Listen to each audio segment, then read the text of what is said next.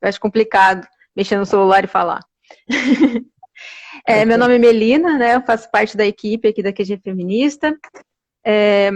Aqui dentro eu sou responsável pela publicação do Zine, especialmente, né? Eu gosto muito da resposta de vocês.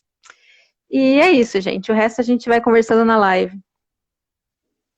Ok, meu nome é Aline, vocês já me viram aqui antes, espero eu, provavelmente. Eu sou a criadora do Feminismo com Classe, também colaboro na QG, com traduções, com textos. Vocês também já devem ter me visto por aí, eu lido algum texto meu. E é isso. A gente vai falar hoje, né, de família e de um conceito de abolição de família, né?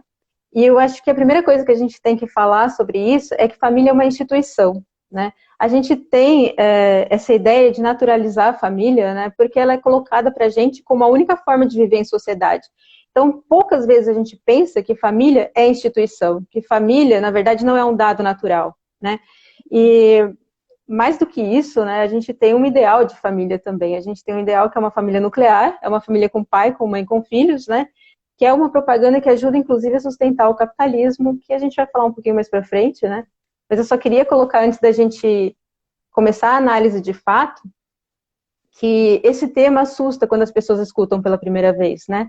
Eu já fui em várias reuniões de mulheres, assim, e quando você fala sobre esse termo específico, abolição da família, né, muitas mulheres ficam até meio chocadas, porque eu acredito que isso tem a ver que a gente pensa como abolição de laço afetivo, né?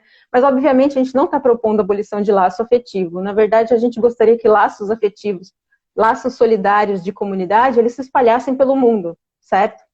A família hoje ele faz até um movimento contrário, ele restringe esse laço afetivo e laço solidário para pessoas que têm uma relação de sangue com você, né? Então ela meio que mina a ideia de comunidade. E hoje, do jeito que ela é formada, ela inclusive tem muito a ver com acumulação, ela tem muito a ver com herança, né? Inclusive um mundo em que o acúmulo de propriedade privada não existisse, esse modelo de família que a gente tem hoje, ele nem teria sentido, né, de existir. Não sei se você quer pontuar alguma coisa sobre isso, eu posso continuar um pouquinho aqui. Sim, eu acho importante a gente pegar bem nesse conceito da família como instituição, porque eu acho que tanto do lado das feministas quanto de marxistas e não feministas em geral, isso é um conceito que confunde. Pode confundir, ou seja, pode virar muito fácil um jargão que nem todo mundo entende o que a gente quer dizer quando fala família como instituição. E provavelmente por isso é que a gente é tão atacada quando fala em abolição da família. A gente, enquanto feminista, e a gente, eu, né, sei que não é teu caso, como comunista, né? A gente fala em abolição da família, o pessoal treme. Meu Deus, é exato o que citaram aqui nos comentários, é o ponto pelo qual a direita pega, por exemplo, seja a direita neoliberal, seja a direita militarizada de Bolsonaro, seja a direita fundamentalista de Damares, né? Mas especialmente aquelas do lado da igreja que assentam muito os seus ensinamentos de subordinação da mulher e de um ideal de família específico, pegam por aí, que as feministas querem acabar com a família, né? Elas vão acabar com todo mundo. E quando eles falam isso, parece que a nossa proposta é assim, bom, gente, quando as feministas dominarem, o certo é a gente pegar em armas e matar as famílias. E assim, então quando a gente fala em a família como instituição, a gente está falando da família como um modelo social, primeiro, um núcleo de consumo da sociedade e um núcleo instituído, um núcleo quase imposto, quase não, imposto pela sociedade, que é um modelo jurídico, é um modelo político. A gente não está falando família do tipo, eu amo meu pai, a minha mãe, eu tenho um irmão, um cachorro e um papagaio, não sou, como a Melina disse, laços afetivos, não é com quem você mora, não é a tua comunidade. É um modelo político, e quando eu falo político, vocês frisem isso, é político porque, por exemplo, hoje o que o movimento LGBT briga é pelo alargamento do conceito de família na lei. Não é que família não seja só um homem, uma mulher e filhos. E não só o movimento LGBT, mas, por exemplo, mulheres que decidiram estar sozinhas na sua vida, não casarem na sua vida, têm imensos problemas relativamente à gestão dos seus bens adquiridos, né? E tá aqui a propriedade privada, que é outro ponto que a gente vai ter que atravessar, porque pessoas solteiras que cuidam de crianças, mães que cuidam, né? É muito recente mulheres, mães solteiras, serem reconhecidas como uma família, por exemplo. Então nós estamos falando de um modelo político. Político na lei, político na economia e político como ponto de controle do Estado. É isso que a gente fala quando a família é uma É, instituição. eu acho também que nesse ponto que você tocou agora, é, nós temos esse modelo ideal de família, né? Nós temos esse modelo que é nuclear, é uma família heterossexual, uma família branca, uma família com filhos. E por mais que a gente tenha arranjos em diversas localidades diferentes, né? A nossa cultura ela tem uma tendência extremamente colonizadora, né? E como o capitalismo hoje está praticamente no mundo inteiro, esse ideal de família, ainda que existam outros arranjos, é ele que permanece na cabeça das pessoas como o ideal, né? Esse é o ideal a se chegar. E a gente até entende que para quem está à margem desse ideal normatizado pela propaganda, pode parecer que a busca dessa família ideal é uma coisa a ser almejada, é uma coisa a ser desejada, é um objeto de luta, né, que você falou agora desse conceito de alargamento da família pelo movimento dos homossexuais, e eu acho que tem a ver com isso também, porque até recentemente eles não poderiam formar essa família, certo? E então ela tem essa aparência de objetivo de luta, mas na verdade essa família não deixa de ser opressora por causa disso. Tá? Ela não vai deixar de ser opressora. As mulheres, dentro dessa família aparentemente perfeita, elas vão continuar sendo oprimidas, né? Inclusive, por demanda dessa luta, que deveria ser um movimento de direitos humanos de uma forma ampla, né, a gente vê o surgimento de um mercado opressor para as mulheres muito grande, né? Que é o mercado da barriga de aluguel, por exemplo. Porque para você chegar nesse ideal normatizado, né, os homens homossexuais eles precisam ter filhos com os seus gênios, eles precisam reproduzir. Então, essa opressão da mulher, ela acaba sendo vendida de novo, né, como um direito do homem. E eu sei que você tem um vídeo excelente sobre esse assunto, inclusive, gente, vão lá no Feminismo com Classe no YouTube assistir, porque é muito bom sobre barriga de aluguel, para quem tem dúvidas ainda de que esse mercado é opressor. Porque ele é opressor para mulheres e é vendido como um direito do homem. Por quê? Para buscar um ideal de família, esse ideal normatizado que a gente tem, né? Muito importante isso, essa questão da heteronormatização. Falo muito disso, ou seja, a família, como a gente conhece hoje, a gente fala família, mais uma vez as pessoas referem a pai, mãe, filho, e na verdade, como você mencionou, a questão da colonização, isso é um modelo europeu de família, isso é um modelo isso é um modelo recente, na verdade, isso é um modelo recentíssimo na história da humanidade, né? Se a gente olhar, por exemplo, para os povos originários do Brasil, não é? A população indígena de modo geral, normalmente a família é super alargada, a casa é o lugar onde você dorme, e dorme a mãe, e dorme o filho, e dorme, enfim, dorme uma comunidade inteira. E fora da casa é onde você vive. Família é a tua comunidade. Família não é pai, mãe e a criancinha indígena. E isso também vale, por exemplo, para muitos povos caribenhos, povos de vários países africanos de modo geral, não é? Agora, esse modelo a gente importou quando começaram as colonizações, porque, mais uma vez, como você já tinha apontado, a questão da acumulação. Foi preciso você estabelecer um modelo de consumo, e isso era para a família branca, como você mencionou, né? A família branca, a mulher, o homem e os herdeiros, ou as mulheres que vão casar com dote, que era um centro de consumo, e depois começou a ser imposto para os colonizados, para os negros, para os latinos, como uma forma de reproduzir mão de obra, não é? E posteriormente, depois com a abolição, a falsa abolição da escravidão, para também incentivar consumo entre os ex-colonizados, entre os ex-escravizados. E é por isso que a gente fala da família como uma extensão da colonização. Aliás, a própria palavra família, não é? Para quem não sabe, vem lá da tradição romana, significa famulus, que é nas mãos. O homem vem do conceito de escravos. Todos estão na mão do homem, né? São os escravos do homem. A mulher, os escravos, os filhos, a casa, tudo pertencia ao homem. Família quer dizer isso, gente. É uma relação de escravidão. E aí, pegando na questão da heteronormatização, esse modelo, ele é o modelo heterossexual, não é? Ele não contempla, é aí que você coloca qualquer outra forma de sexualidade de se relacionar como desviante, como pecado, aí você justifica como você quiser, não é? Com religião, com pecado, ou como aberração, ou como anticientífico, porque não reproduz, ou seja lá como for a sua ideologia estabelecida. E aí vira um problema, porque se a sua família tem o objetivo principal de reproduzir mão de obra, né, ou de reproduzir herdeiros, então casais homoafetivos não vão cumprir essa função. E aí vocês começam, quando Pera, deixa eu organizar a minha mente. Quando você começa a ter uma sociedade de consumo muito mais solidificada que nem a gente tem hoje, né, se você pensar o direito ao casamento gay ou ao casamento entre lésbicas, foi proibido e é proibido ainda em muitos países. Mas eles começam a estimular isso, primeiro porque o modelo heterossexual começou a falir. Né? A gente começou a ver que não é... Assim, vocês contaram muitas historinhas, mas não está funcionando, né? Tem um disparar de divórcio, um disparar de feminicídio. As mulheres já repararam que casar é tipo, assina aqui o seu contrato para ser escrava pro resto da sua vida. Então eles começam a estimular o casamento entre lésbicas, entre gays, uma forma de heteronormativizar aquilo que eles consideram fora da norma, né, a heterossexualidade compulsória, e estimular o consumo também. E por isso podem me xingar, eu não sou a favor de casamento entre iguais, não sou a favor de casamento entre diferentes, sou contra o casamento de todo mundo. Para mim, acabou ali o raio do casamento e ponto. Mas vamos voltar para a conversa, porque é outra papo, ou não. Eu queria até fazer um adendo aí sobre o que você começou a falar dessa ideia romana de família, porque a gente deriva muito dela, né? E eu acho muito curioso, porque assim, lá em Roma, como você falou, né?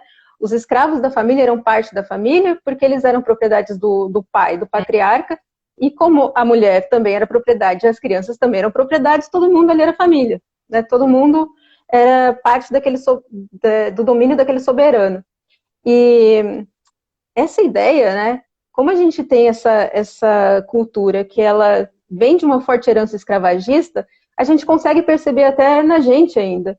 Porque se você pega, por exemplo, esse papo que a gente fala de empregadas domésticas serem parte da família, por exemplo, Nossa. Essa exploração que a gente vê como parte da família, ela tem essa herança, né, essa herança de propriedade sobre as pessoas, né, essa herança que é escravagista ainda.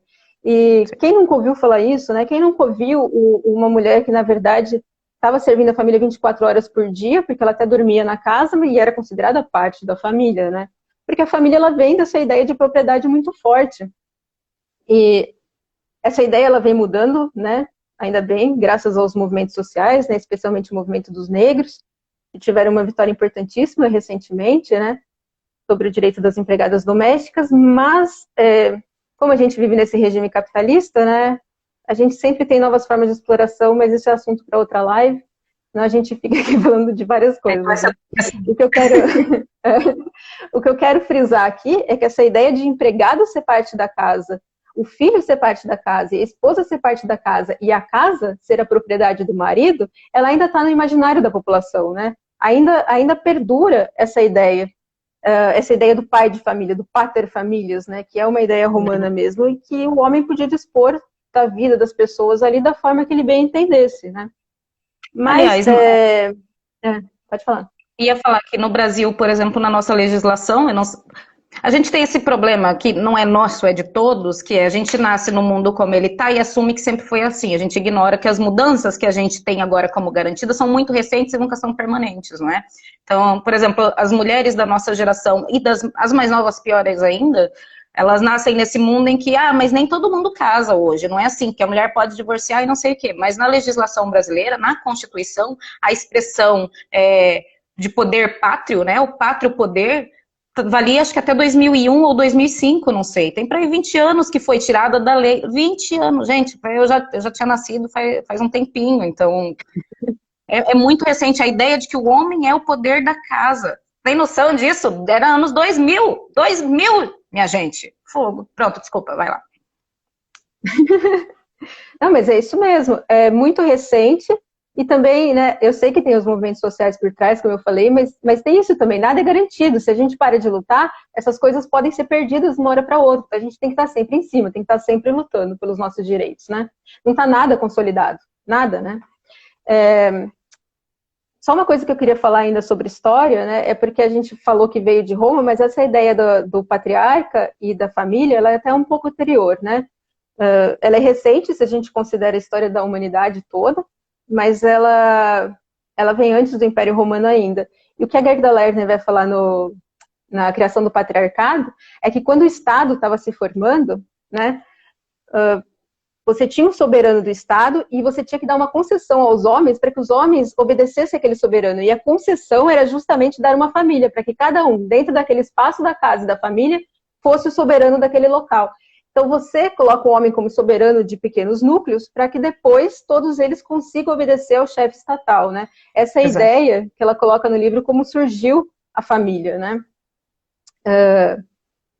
E se a gente pega, na verdade, os nossos rituais que até hoje, né, existem, que perpetuam a ideia de família, a gente vê essas coisas acontecendo, porque a gente vê, por exemplo, no casamento, né, a gente vê que o pai passa a mão da filha para outro homem ainda. A gente faz esse rito, né, que é para mostrar que você tem uma autoridade masculina, né, uma figura masculina de autoridade sobre aquela mulher. Está trocando a figura, mas é o homem que continua como soberano dela, né? A mulher é um recurso daquela família. É o que eu estava explicando sobre a palavra, não é? Porque eu acho importante a gente pegar. Eu sei, é um vício de uma pessoa que veio de letras, né? Ficar olhando para a etimologia das palavras, mas você olhar a etimologia vai te dar uma luz sobre de onde vem, qual é a ideologia, né? O que ela representa, que política aquela palavra representa. E é por isso que eu peguei pela palavra família, porque ela fala, é família, do latim, né? Estar sob a mão. E é por isso que pedem a mão da noiva. A noiva, e por isso que a noiva fica com o nome do marido, porque ela passa de mão para mão, de homem para homem, como um objeto de posse. Né? Ainda hoje, em muitos países, as mulheres não podem divorciar. O divórcio, em vários países, é uma coisa ultra recente. Porque, gente, o objeto lá pede para se separar do seu dono. Sabe, seu carro não pede para divorciar de você, não é assim. Quem pede divórcio é homem, é pessoa, não é? Enfim, a lógica é essa. Sim. E é engraçado ainda, porque essa ideia de chefe de família, de que o homem é o provedor, ela perpetua até hoje, e mesmo a gente sabendo que grande parte das famílias brasileiras é monoparental sustentada pela mãe.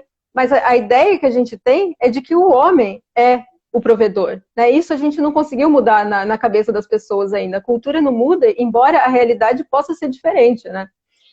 E aí eu até queria entrar num outro assunto, não sei se você quer falar mais um pouco de história, de surgimento. Vai colocando as pautas. Deixa eu ver. Sim, beleza.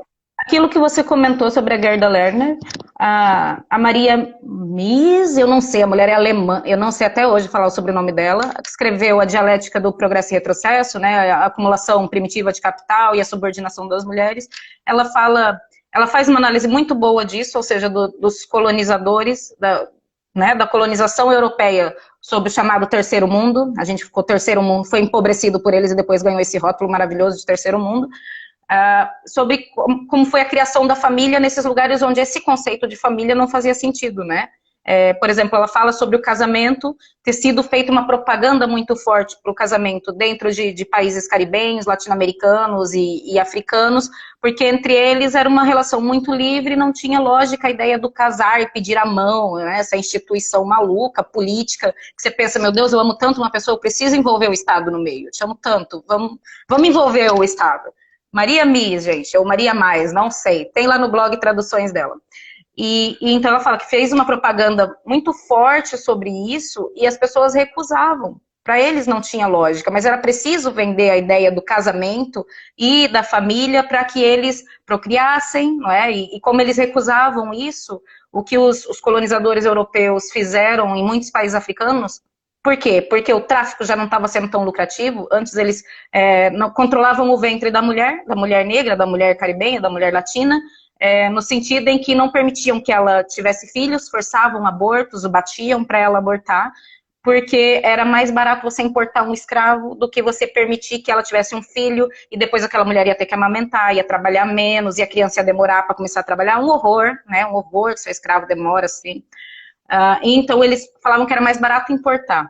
A partir do momento que isso já não era assim, já não era economicamente lucrativo, começaram a incentivar que era para as mulheres poderem reproduzir escravos. E como não funcionava, começou o mito, então, de que negros e latinos são esse pessoal hipersexualizado, não é? Esse pessoal que gosta muito de sexo, porque eles não querem ter uma relação, não querem comprometer com ninguém. Enfim, acho essa parte muito importante porque ela vai te dar uma ideia, vai te dar uma noção muito clara de como a criação da família como instituição era você dar, como você disse, o poder para o homem, de que cada homem fosse o colono da sua própria casa, né? Cada família fosse a colônia de um homem branco, como é óbvio, né? Cada homem branco tivesse essa validação da identidade masculina, do dono, de um rebanho, do seu próprio escravo, dos seus próprios trabalhadores, entre eles a sua própria concubina, que é a mulher. Sim. O assunto agora que eu ia entrar, na verdade, eu ia puxar até do que eu estava falando de famílias monoparentais, porque essa propaganda também de que você tem um lugar que é a casa, que tem um pai que deve te amar, faz muito mal às crianças, tá? As crianças, elas sentem o abandono disso, porque se você conta para elas que a família é o lugar de amor, tá? Que a família, toda família precisa de um pai, né? E os homens nessa sociedade, eles têm zero interesse nas crianças. Zero, gente. Homem não se interessa por criação de filhos. Homem não leva filho para o médico. Homem não vai na reunião de pais da escola. Na verdade, a reunião de pais, né, devia ser reunião de mães. A gente sempre fala isso na sala de professores, né? Eu sou professora, então a gente sempre fala esse tipo de coisa, porque pai não vai. É mãe que está interessada na criação de filho, né? Então, se você fala isso para as crianças, e isso não acontece no plano real, né, e a maioria dos pais, eles não só não se interessam pela educação dos filhos, como também eles já abandonaram a casa, né? A maioria não, mas grande parte já abandonou a casa, já deu no pé, né?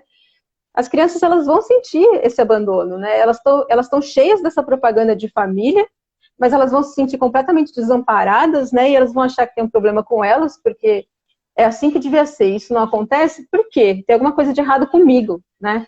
Então, essa propaganda, ela é muito prejudicial no aspecto psicológico para a criança. E, obviamente, ela também é muito prejudicial no aspecto físico, né? Porque a gente sabe que o espaço da família é onde a criança apanha, o espaço da família é onde a criança é abusada, né? E se você aprende que a casa é um lugar seguro, é um espaço de amor, a família é um espaço de amor, é isso, a criança vai achar que é com ela o problema. Ela vai achar que aquele desconforto que ela sente é um problema dela que não está certo, porque ali é onde ela recebe amor. Como é que pode ser? Ela não vai conseguir verbalizar abusos, né? Ela não vai conseguir entender nada do que está acontecendo, conversar com ninguém, justamente porque a gente tem essa ideia ainda de que filho é propriedade dos pais, né? Do pai e também, às vezes, da mãe, porque a mãe é que está mais responsável por cuidar deles. Então, assim, esse controle que os pais... Oi, pode falar? Não, pode terminar. Termina, por favor. Esse controle que os pais têm sobre os filhos, né? Porque tem, adulto tem controle sobre criança. Ele pode se dar, então, muitas vezes de modo tirânico, certo? E as mulheres, elas também são influenciadas por essa falsa propaganda da família, porque a gente acaba desejando isso, né? Desde pequena, a gente é ensinada a querer isso. Desde pequena, a gente acha que formar família é o que a gente deve fazer. E que o nosso sucesso pessoal, ele está diretamente ligado ao sucesso da nossa família, né? Então, o divórcio, como você colocou também, o divórcio é considerado um fracasso para as mulheres. As mulheres não vão se divorciar porque aí significa que elas fracassaram na vida. Inclusive, se elas têm um filho que vai seguir um caminho que elas não consideram muito correto, isso significa que ela falhou na vida, porque o que ela tem que fazer é ser mãe, é ser esposa. Então, essa ideia que a gente reproduz de que as mulheres são rainhas do lar, nada mais é do que propaganda para confinar a mulher em espaço doméstico, certo? Então, administrar o lar, cuidar de filhos, né, cuidar da família, quando é colocado como a única tarefa da mulher, né, acaba sendo, na verdade, um grande peso para a gente. Porque tudo que acontece de errado é culpa sua. Então, né, você acaba naturalizando esses fatos e é considerado natural esse desejo da mulher de querer formar família, de ser mãe, etc., que a gente chama de maternidade compulsória. Você falou tanta coisa aí que fica até difícil pegar por onde pegar, porque realmente são muitas coisas, você deu um panorama muito bom. Estava lembrando enquanto você falava, a ideia da propriedade, não é? De todo mundo ser propriedade, e essa propriedade é diferente, ou seja, se naquela altura escravos, né? Escravos como se não fossem pessoas, se não fossem também mulheres e homens, a mulher como a esposa e os filhos eram propriedade do homem, que era o dono da família, o chefe da família, aquele que tem a mão, eles não eram uma propriedade igual. A mulher é a propriedade sexual e a trabalhadora, não porque tinha escravos, não é? Hoje sim, mas ela era uma propriedade primariamente sexual do homem, ela tinha que fornecer esse serviço de cuidado emocional, né, de deixar, basicamente ela é um escape para o homem ser produtivo e trabalhar, é onde ele descarrega, desculpem o palavreado, ele descarrega porra, ele fica feliz, ele descarrega raiva, porque ele é oprimido pelo chefe, oprimido pelo sistema, e ele fica bem. O problema é que isso, né, como a gente tem essa cultura de quando é que a criança é sexualizável, quando é que a criança é de maioridade, a gente tem uma tradição de casamento infantil fortíssima, que só hoje que é vergonhoso, mas ainda assim acontece. Ainda hoje, aqui, ó, dado para quem não sabe, cerca de 30 mil casamentos infantis acontecem por dia. Eu detesto o nome, na verdade, casamento infantil, porque isso maqueia que, na verdade, são todas meninas. Cerca de 30 mil meninas por dia são vendidas a casamento. E o que acontece? As crianças, mesmo sendo filhas, também são, de certa forma, uma propriedade sexual. Não é? Você estava falando, eu estava lembrando, que não faz muito tempo, no interior, isso é muito evidente no interior, existia aquela noção de que o primeiro namorado da filha tinha que ser o pai. E o que você quer dizer com o primeiro namorado? É que o pai tinha direito a violar a filha, né, a estuprá-la, porque a virgindade, esse conceito que também é um mito, é uma coisa que também pertence a ele. Ela é uma coisa que pertence a ele tem que ser o primeiro a deflorar. Eu detesto esse monte de palavras. E daí cria aquele monte de superstição, né? Não sei quanta filha vira bruxa, não sei quanto filho vira lobisomem, e o gay, para justificar abusos sexuais, para justificar abuso dentro da família, para justificar violência contra filhas que são lésbicas e filhos que são gays. Isso ainda existe. Eu lembro de ver isso dentro do meu estado, no interior, ainda existia essa lógica do o seu primeiro namorado sou eu. O pai falava claramente. Então eu queria frisar isso, que o controle não é só a hierarquia que a gente falou do homem como colono da casa, é o controle sobre os filhos também é sexual, não é? E é banalizado pela ideia de amor, como você disse, que oculta o abuso, porque é um lugar de carinho. A gente recebe a propaganda da margarina, a gente não recebe a família é uma instituição política, não, você recebe a propaganda da margarina, que a família é um lar de amor, família é amorzinho, não é? E qual é o problema disso? Depois eu estava pensando em outras coisas. Você estava falando sobre como isso gera problemas para crianças. Por exemplo, falam muito, né, para recusar a adoção de casais homossexuais e casais de lésbicas, enfim, casais de gays e casais de lésbicas, que falta... Ai, caramba! Desculpa. Que faz falta a figura do pai ou a figura da mãe dentro da família, para a criança se identificar. E eu fico pensando, isso é um problema, em teoria, os psicólogos atestam, não é? Como essa ausência dessa figura reverbera na criança, no comportamento e no desenvolvimento da criança, porém, a gente tem que pensar até que ponto isso não é um problema não da falta dessa figura, mas do modelo que a gente implantou de família. Não é? Que a família tem que ser o pai e a mãe, porque senão, se fosse uma criação comunitária, não é? Se a família fosse um conceito mais alargado e comunitário, em que todo mundo socializa os cuidados, provavelmente a criança não ia ter essa fixação por ter a figura do pai, porque está onipresente na propaganda do Estado e na nossa sociedade, e ela ia identificar essa figura maternal e essa figura fraterna em qualquer outra pessoa que fosse próxima a ela, na comunidade responsável pelos cuidados. Quer dizer, a gente criou um problema quando a gente criou a instituição. Desculpa, tem imenso tempo, vai lá. Não, eu concordo com o que você falou, é isso mesmo. Eu acho que essa ausência que a gente sente, né, esse abandono que as crianças sentem, é justamente porque foi prometido a elas, através de intensa propaganda, outra coisa, né? Não é natural, é institucional, como a gente falou no começo. E eu acho que, além das crianças, a gente tem que pontuar que as mães também são abandonadas, né? A mãe, ela é abandonada, e não só pelo marido, a mãe é abandonada pelo Estado. A mãe é abandonada por todo mundo, exatamente, né? Ela tem um abandono na sociedade. Você não tem estrutura hoje nenhuma, em lugar nenhum, que acomoda mãe com criança pequena, com bebê, né, de forma segura. Se você não tem parques espalhados pela cidade, você não tem transporte público para acomodar bebê, e esse abandono na questão materna, né, faz inclusive as mães se ressentirem de terem seus filhos, o que vai ser ruim para a criança de novo, né? E ao mesmo tempo você impõe à mãe que ela deve girar a vida dela em torno daquela criança, as crianças vão sentir esse peso desde muito novas, né? As mães vão criar expectativa nas crianças, as crianças vão querer atender, e a gente sabe que a maioria das expectativas elas são frustradas, e a gente vai ter um relacionamento horrível, né, dentro do âmbito familiar. Justamente por causa de toda essa institucionalização, de toda essa propaganda, de toda essa expectativa que é colocada em cima delas. E, inclusive, agora é o momento autocrítica, né?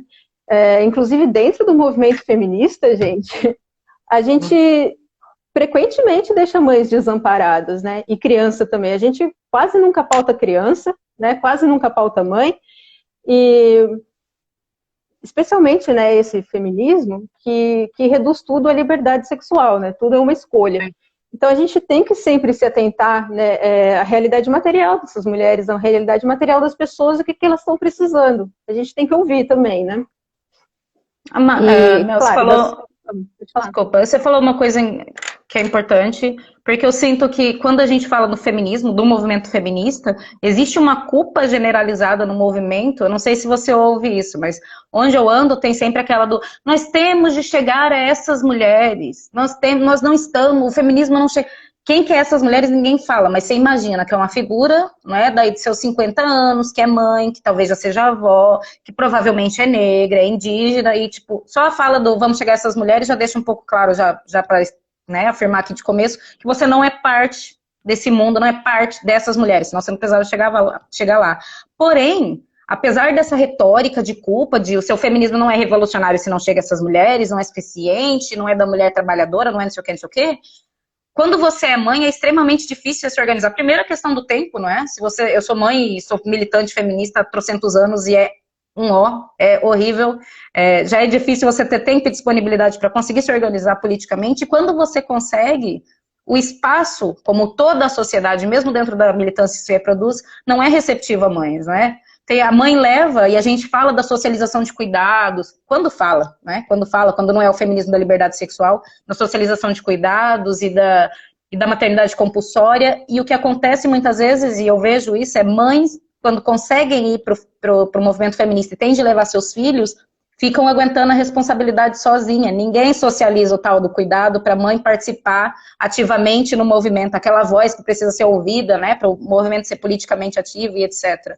Então, essa exclusão que existe no espaço público, né, como o feminismo radical já dissecou isso, não existe essa divisão privado-público, não existe a maior falsidade para desresponsabilizar o Estado, para desresponsabilizar a sociedade de modo geral, entre opressões que recaem sobre os ombros das mulheres, como o confinamento que você disse, e essa divisão do privado e público, ou seja, existe politicamente uma exclusão de mães do espaço público, porque a família, como uma instituição, coloca essa responsabilidade para as mulheres, no ombro das mulheres, e por isso confina dentro de casa.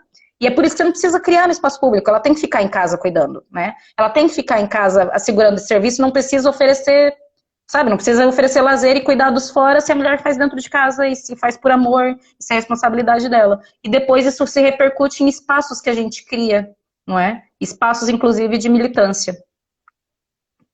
Sim.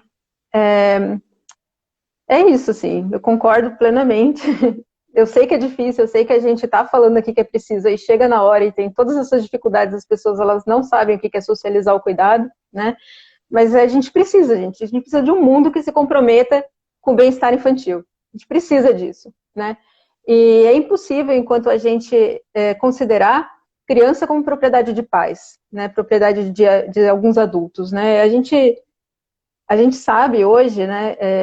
Se a gente ver uma criança também sendo educada de uma forma não muito saudável, né? Se a gente vê uma criança apanhando, alguma coisa assim, se a gente chegar, né, nos pais e tentar conversar, você vai receber o filho é meu no meio da cara, né?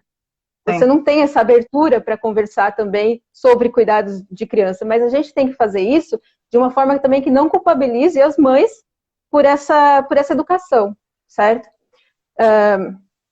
Porque a mãe, como a gente falou, né, a mãe foi abandonada, né, de todo o espaço social. Então, assim, e também muita gente vai chegar para palpitar só para encher o saco, né? A gente sabe disso. Então, quando alguém chega para conversar com uma mãe, eu entendo até, né, o que ela vai querer falar, tipo, pare de me encher o saco.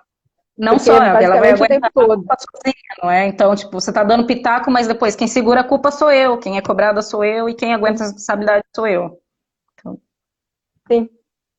E, enfim, né, é tudo isso. Assim, o jeito que a gente coloca crianças como o sucesso pessoal da mãe, né, como a gente trata a criança de forma a ser uma propriedade, e a esposa ser propriedade do marido, e como a gente sabe de toda essa violência intrafamiliar que ainda existe, né, e que é um tabu da gente falar. E assim, todo mundo fala que é errado bater em criança, todo mundo fala que é errado bater em mulher, mas isso acontece o tempo inteiro, então ficar só no discurso não adianta também, né? A gente sabe que essa violência intrafamiliar continua um tabu, e continua um tabu justamente porque esse conceito de que essas pessoas são propriedade, ele não sumiu completamente, né? E da mesma forma que a gente não pode aceitar que a humilhação e espancamento de crianças seja uma forma comum de educar criança, a gente também não pode aceitar que mulheres, né, sejam espancadas e humilhadas também dentro de casa. E é isso, gente. O que eu acho é exatamente isso que a gente estava querendo dizer, assim, é essa dominação patriarcal trazida pela ideia de família que tem que ser abolida, né? Esse tipo de dominação e esse tipo de violência. E eu queria entrar aqui agora que a diretora está mandando a gente avançar nos assuntos, que a gente fala um pouco de capitalismo, que a gente começou lá no começo da live, a gente falou sobre que essa família sustenta o capitalismo, né? A gente até já apontou algumas coisas. Eu acho importante dizer primeiro que ela é anterior ao capitalismo, ela não surgiu com o capitalismo, mas ela serve muito bem à exploração capitalista, né? Porque você vai ter alguém fazendo trabalho doméstico, você vai ter alguém cuidando dos filhos de forma não remunerada, né? Sustentando toda a exploração do capital. Então, se você quiser pegar esse gancho, Aline, que você é muito mais especialista nesse assunto do que eu. Eu acho que você colocou uma coisa importante, que é o frisar que isso é muito anterior ao capitalismo, ou seja, porque, e vou colocar, não sei se é o lugar ideal para falar isso, porque sei que não são só feministas radicais que nos ouvem, mas existe muito essa confusão dentro do movimento de falar que a opressão da mulher não começou dentro do capitalismo. E está relacionado com isso que a gente está falando, que é, bom, a gente sabe, o capitalismo na verdade é um sistema super recente, mas o que é que está na base do capitalismo? É a propriedade privada. Foi a criação da propriedade privada que lançou, né, os pilares necessários para a gente ter o sistema que a gente tem hoje, que é um sistema de proteção da propriedade privada para gerar lucro, né? A empresa não é de todo mundo que trabalha, a empresa é propriedade privada de uma família que trocentas pessoas vão trabalhar e vão dar o lucro para aquelas pessoas, você vai receber só uma porcentagem como se fosse um cavalo alugado para trabalhar trocentas horas. E a ideia da propriedade privada é o que está na base, inclusive, da família, não é? A ideia da família nuclear, que é a família do consumo, que é a família mãe, pai, filhos como herdeiros ou próximas esposas para parir herdeiros, é a família para passar a propriedade. Porque, aliás, quem se interessa pelo tema e não leu, não sei como é que vocês nunca leram, o livro... a família, a propriedade privada e o Estado, de Engels, não é? Vai falar muito bem disso, ou seja, de quando havia uma tradição matrilinear, porque você sabe quem, se a mulher pare, você sabe de quem é o filho, não é? Não tem dúvida, se a tradição é matrilinear, você sabe quem é, ele é filho de quem. Agora, pelo homem, você não tem que saber, não tem como você saber de quem que ele é filho, se é filho ou não. Naquela altura não tinha como, né? Não vai fazer um teste de DNA no ratinho, não tem condições. Então você precisou reorganizar e atacar essa organização matrilinear e estabelecer símbolos masculinos e nuclearizar a família, colocar uma família pai, mãe, filhos e não a família largada, para você assegurar que a propriedade privada, que era defendida inclusive pela militarização, foi para isso a crescente militarização da nossa sociedade. Quando eu falo militarização, não estou falando só de polícia militar, não é? Estou falando da guerra, estou falando de desenvolvimento de tecnologias de guerra, estou falando de uma forma de Estado, por exemplo, que ataca, vou atacar o outro para ganhar recursos, né, que não era só para minha sobrevivência, era para a construção do meu império. Isso é uma militarização, né, essa belicização também, essa máquina de guerra que virou as comunidades e tudo quanto é coisa. Então, tudo isso foi desenvolvido, especialmente por homens, para você defender a propriedade privada, que agora ia ser passada de homem para homem, gerida de homem para homem. Então, você precisa ter o controle sobre a mulher, sobre a reprodução da mulher. Vou repetir só porque perguntaram aqui de novo. O livro é A Família, a Propriedade Privada e o Estado. Ou a Propriedade Privada, a Família e o Estado. É isso aí. Então, o que acontece? Quando a mulher tem certeza, quando tudo é definido através da linha da mulher, né, você dá demasiado poder para a mulher e o homem não consegue intervir assim tanto. Não é que a mulher já não fosse oprimida nas supostas sociedades matriarcais, mas o homem não tinha esse tamanho controle. A partir do momento em que o homem vira o dono da mulher, ele precisa controlar a mulher de perto. Você precisa controlar a reprodução dessa mulher, para saber que o herdeiro é seu, né? Para ela gerar herdeiros para você passar tudo aquilo que você acumulou e que você saqueou de outras culturas. Então, é por isso que a gente fala da família como base do capitalismo. Primeiro, não só porque ela é um modelo de consumo, ela vai consumir, mas também porque ela vai passar a propriedade privada. E quem é a mulher no meio dessa família? A mulher no meio dessa família é simplesmente a incubadora, a procriadora, como é que é? Estava tentando procurar uma palavra horrorosa aqui que agora esqueci. Ela é uma chocadeira, não é? Do colonizador. Ela é a chocadeira do chefe da família. Ela provê herdeiros, essa é a função dela. E é por isso, pronto, que a gente está aqui brigando pelo aborto até hoje. Enfim, vai lá. Eu acho que quando a gente fala também da questão do trabalho doméstico, né, puxando para hoje, porque esse trabalho doméstico é um trabalho não remunerado, né, e que se fosse o Estado ou o capitalista que tivesse que manter, né, a vida do trabalhador do jeito que as mulheres mantêm hoje, pagando... Gente, eu não estou aqui advogando para que a gente passe a remunerar o trabalho da mulher, tá? Eu só estou querendo colocar como seria insustentável se isso fosse feito, como seria insustentável no capitalismo se a gente considerasse o trabalho reprodutivo como uma forma de produção. A gente precisa, no capitalismo, desse trabalho reprodutivo sendo feito de forma não remunerada. Tá? Ele é essencial para a manutenção desse sistema capitalista, né? Eu só queria evidenciar como esse trabalho não pago sustenta o capitalismo, certo? Essas mulheres fazendo esse trabalho de graça, né? Você não teria como colocar isso no cômputo da economia mundial, por exemplo, porque seria imenso, né? As mulheres trabalham nesse trabalho reprodutivo de uma forma imensa, e não é só uma questão de classe, né? É uma questão principalmente de exploração do sexo feminino, porque tem uma pesquisa recente do IBGE, eu vou pedir para colocar até na descrição da live, que for para o YouTube, que coloca que mesmo as mulheres de alta renda, elas trabalhavam mais em casa, né, durante mais tempo do que os homens de mais baixa renda. Então, assim, as mulheres de mais alta renda, elas trabalham menos que as mulheres de mais baixa renda. A mulher de mais baixa renda é que trabalha mais dentro de casa, né? Só que os homens de baixa renda não trabalham tanto quanto as mulheres de alta renda. Então, não é só uma questão de classe.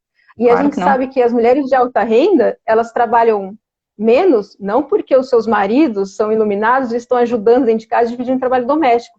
Elas estão trabalhando menos porque elas terceirizam e exploram a mão de obra de outra mulher, né?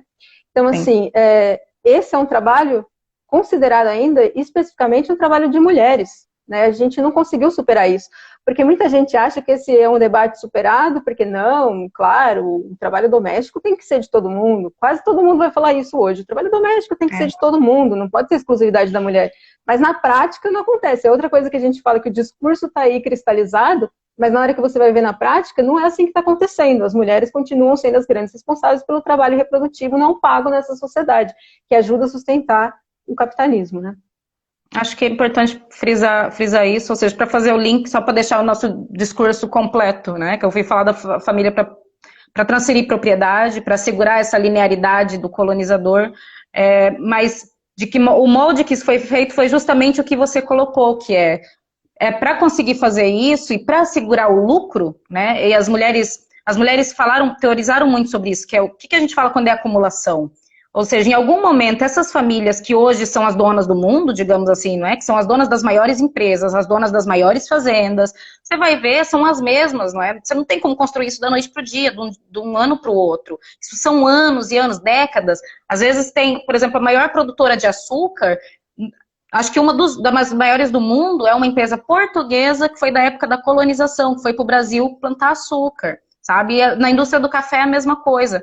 Então, para você ter essas empresas de hoje, desses super ricos de hoje, eles começaram em algum lado, que foi o que a gente chama de acumulação primitiva de capital, né? Quando eles começaram a acumular o capital. E para acumular esse capital, eles precisaram delegar alguns custos, umas coisinhas pequenas, sim, uma coisinha pequena, que é tudo, né? Tudo que você precisa para reproduzir as pessoas, para as pessoas não morrerem, que é limpar a casa, educar, cuidar dos doentes, essa coisa chata que não tinha Estado, né? Então ninguém provinha, né? Imagina o rei monarca lá daquela altura falando, não, vou criar aqui um sistema único de saúde, quem ficar doente pode vir. Não tem essa, não existe sistema único de saúde, não tem SUS, não tem centro de saúde. Então as mulheres faziam o trabalho de cima a baixo E foi isso que permitiu que vários homens, já que as mulheres não estavam lá no topo, homens acumulassem dinheiro, fizessem essa acumulação preventiva de capital, e é por isso que a desigualdade, né, salarial, as desigualdades no... Quem são os principais CEOs, os principais chefes, quem está em topo de cargo, quem é dono de empresas, são homens. E são homens brancos, é por isso, né? E a família desempenhou esse papel fundamental de manter a mulher fazendo esse trabalho reprodutivo, como você disse, que desonera capitalistas, desonera o Estado e permite que homens, inclusive o homem dentro de casa, acumule dinheiro para ele. Não é? É basicamente isso. Só para fazer o link de geral. Sim, ótimo. E vou passar agora para o próximo assunto, porque aqui estão mandando eu correr, que faltam 12 minutos. Passou tão rápido. Sim, passou muito rápido, né? Eu só queria falar um pouco dessa propaganda pró-família que a gente tem ainda, né? Que, assim, a gente vê muito fácil que o conservadorismo, ele propagandeia o discurso religioso, o discurso conservador, ele faz essa propaganda muito forte, que você colocou lá no começo, né? Você comentou sobre isso, sobre essa família ser sacralizada, a família tem que ser sempre algo a ser salvo, então existe uma ofensiva contra o divórcio, uma ofensiva contra o aborto, uma ofensiva contra os direitos dos homossexuais, né? Porque a subordinação feminina ela é vendida como proteção à família. Mas existe uma outra propaganda também, que a gente quase nunca fala, que é uma propaganda pró-família que tem uma face liberal.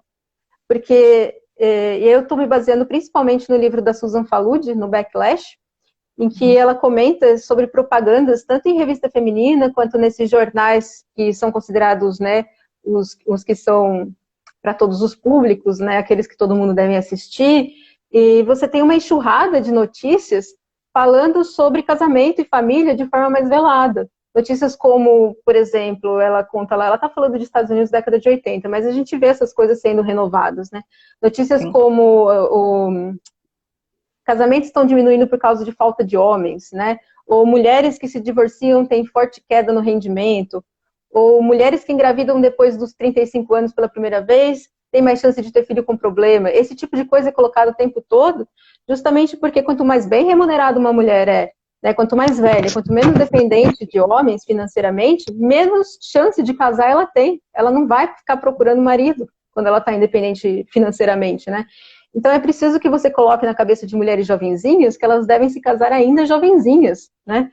E sobre o divórcio, é justamente porque o casamento, ele ainda é uma forma de assegurar rendas, né? De assegurar a renda da mulher. Então manter a mulher mal remunerada na sociedade, ela também ajuda na manutenção da família. As mulheres ainda são dependentes dos homens financeiramente, e isso ajuda a família a se perpetuar, né? Então o casamento, ele costuma ser prejudicial às mulheres de uma forma assim que a gente nem tem ideia, porque várias mulheres, elas vão relatar que elas ficaram mais felizes na vida só depois que ficaram viúvas, né? É muito comum, assim, com as mais antigas, isso do... o meu marido morreu, eu tinha não sei quantos anos, e aquela mulher que foi...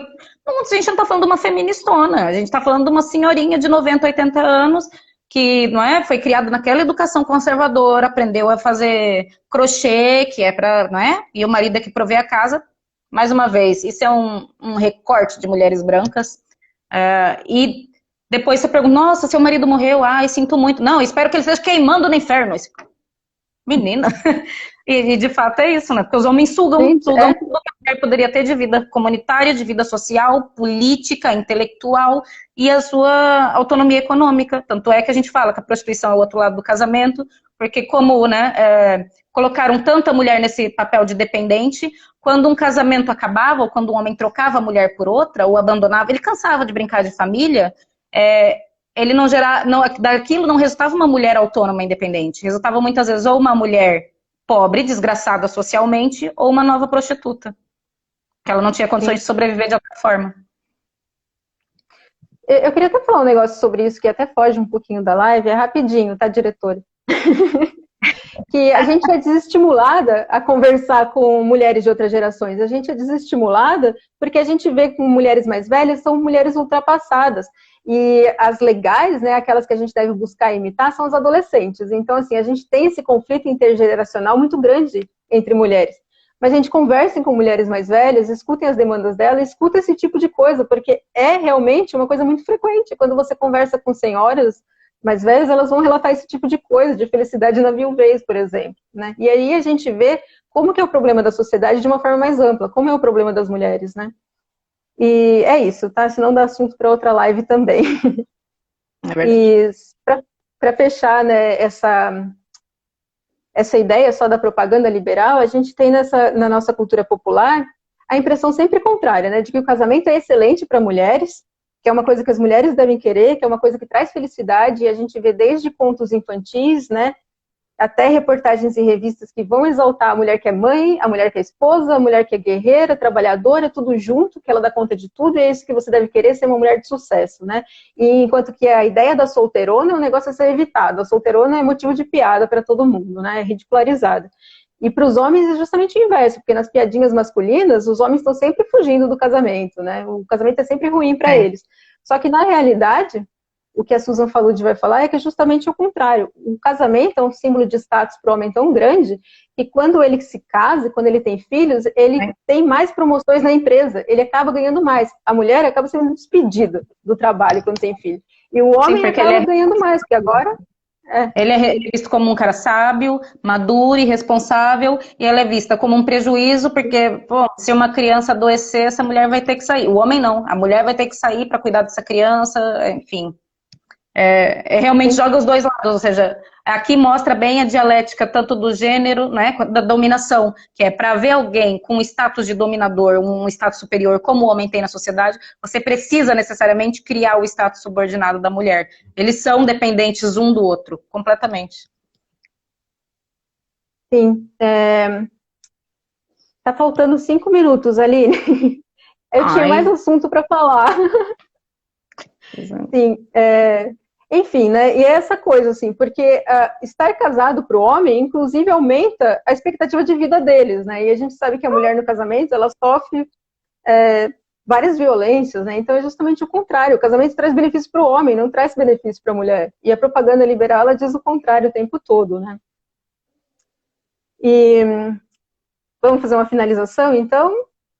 Tem que Você quer finalizar o assunto? Eu acho que era... vai cair, a gente não salva. Eu acho que era importante mesmo a gente falar, então, tipo, a gente está aqui criticando, não é? Coloca a família é um problema, a gente precisa abolir a família. O que é um futuro pós-família? O que é a partir da família abolida vem o quê? Não é? Porque como a gente começou isso dizendo, as mulheres têm medo quando a gente fala da abolição da família, que é como destruir todos os laços afetivos e comunitários. Então, o que é que a gente está oferecendo quando a gente fala em destruir a família? O que é um futuro pós-família? Para mim, esse futuro... já chutando a bola, só porque a gente tem pouco tempo, para mim esse futuro significa uma vida comunitária, não é? E não isolada, não atomizada em pai, mãe e filho, em que o cuidado é socializado. Mãe, e para toques, vai lá, Mar. Meu. E eu também, eu acredito nisso, eu acredito num futuro comunitário em que a gente coloque que proteger crianças é um dever social, tá? É um dever de todo mundo. A gente precisa ter uma tranquilidade de saber que as crianças, né, brincando na rua, não vai ter nenhum adulto nunca que vai chegar para fazer nenhum mal a ela. A gente tem que ter essa segurança na nossa sociedade. E eu acredito que é possível, tá? Eu sou uma pessoa que acredita muito na educação feminista. Eu sou uma pessoa que acredita que a gente consegue sim criar uma outra sociedade, uma sociedade que não vai fazer mal a crianças e não vai fazer mal a mulheres, que a gente vai conseguir construir novas configurações sociais, em que a solidariedade entre as pessoas, ela não vai estar restrita, ela vai ser para todo mundo, né? E eu confio na capacidade criativa do nosso movimento para fazer isso, tá? De formar uma sociedade melhor. E é isso que eu estou aprendendo aqui, justamente, com as companheiras na QG, e é por isso que é tão importante a gente estar com um grupo, tá? No movimento feminista. É por isso que a gente precisa organizar, exatamente. É isso. Acho que a gente vai ter que encerrar mesmo. Nos fecharam. Senão a gente vai ter que fazer um Família parte 2, Abolição parte 2. Gente, é isso. Obrigada por acompanharem. Espero que assistam as próximas lives. Vão cortar daqui a pouco. Tchau para vocês. Tchau, gente. Até.